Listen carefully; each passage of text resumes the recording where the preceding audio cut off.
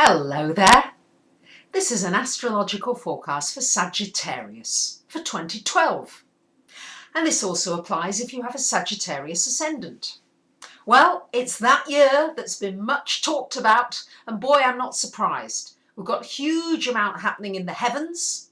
3 big planets changing signs: Saturn, Neptune, Jupiter, planet of good fortune. We've got Venus, the planet that rules your finances and your love, goes retrograde.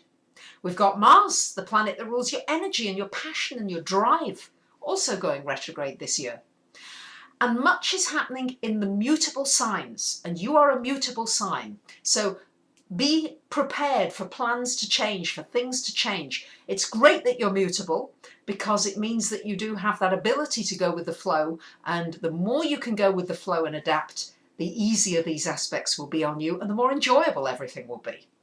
So let's look at the first thing that happens, which is Mars going retrograde on January the 24th until April the 14th. And it's going retrograde in your 10th house of career and work.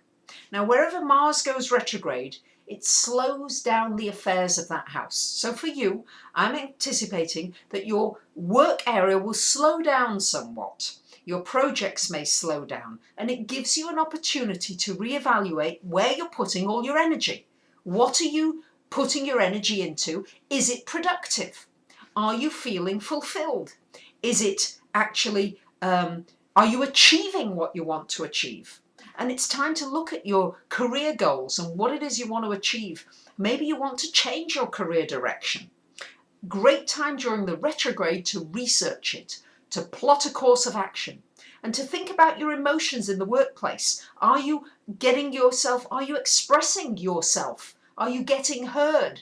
And if not, why not? And what needs to change? All these things to be reevaluated during this retrograde. But you may well find yourself, after Mars goes direct on April 14th, changing the course of the direction of the work that you do and the kind of work that you do. You may also change your routines, how you work.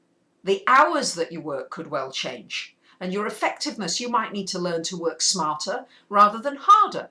All these things will come up for reevaluation during this retrograde. Neptune changes sign on February the 4th, and it moves from your 3rd to your 4th house, the house of home. So I think that during this transit, and it's there until 2025, so it's a long transit, but during this transit, there's going to be some changes in your inner self. I think it's going to be a wonderful time to make your surroundings very beautiful, very calming, very peaceful. Communications with parents or family could be a little confused. You may feel as though you've been completely clear, but people haven't heard you or understood what you really wanted. You may find yourself looking after a parent or a loved one. Somebody just needing your care. Just make sure that you're not drained and that you're able to recharge your batteries and get what you need. But certainly a lovely time for making the space around you very beautiful and nourishing. That feeling of nourishment and feeling of healing in the space around you. On May the 15th until June 27th, we've got Venus, the planet of love and money, going retrograde. And it's retrograde in your 7th house of relationships, Sagittarius. So it's very possible that relationships from the past will reappear in your life. You could have a reconciliation with somebody who you've fallen out with during this time. It's not the best time for buying expensive things like new clothes and jewellery, but it's a wonderful time for doing anything creatively, and especially possibly in a partnership. You may have somebody in your life that you decide to do something with, and it could also be a creative endeavour in some way, but also a money-making endeavour. It's a great time for you to find bargains, to go on websites where you can find bargains. Great thing to do during this time, but not a time, as I said, to buy expensive things. It's very important during this time not to get into new financial situations, but rather to resolve existing ones. And the same with your relationships.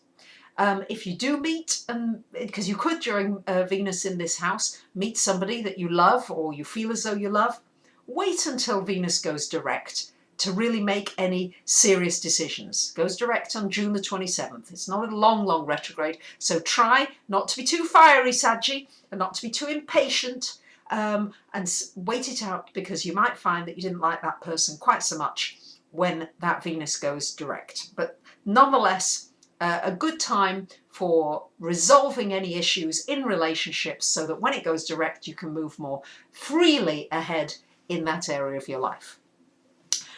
For the first 6 months of the year, we've got Jupiter, planet of good fortune and abundance, in your 6th house. So first 6 months until June 12th, some opportunities coming in the work area, some changes, maybe some lessons. Maybe also you need to study more and extend your skills in the work area. You may be moved abroad or moved to a different place. So that's a possibility in the first 6 months of the year. After June 12th, then we've got Jupiter coming into your 7th house of relationship. This will be a time where new opportunities for new relationships come in. For those of you in that desirous of a marriage, there could be a marriage partner coming in. Certainly an opportunity for more people coming into your life. Try not to just jump at the first thing necessarily. There may be somebody else coming in. So also just a great time for really connecting with people, for looking at a possible business partnership or relationship during this time. It's going to be expansive. You're going to meet more people, and there'll be more people in your life. We've got Saturn being in your 11th house, and will be in your 11th until October the 5th. Still maybe some friendships that have had to go, some changes in that whole area of the organizations that you belong to, the people that the beliefs that you have. Some changes happen there. And Saturn changing sign on October the 5th into your 12th house. It's there until October of 2015. So for you, it's going to be a finishing up time, a completion time. It's coming to more the end of a cycle over these next few years. So there'll be a lot of completions in your life. And it's important that, because Saturn's very much about really taking away from you just the things that are not making you happy.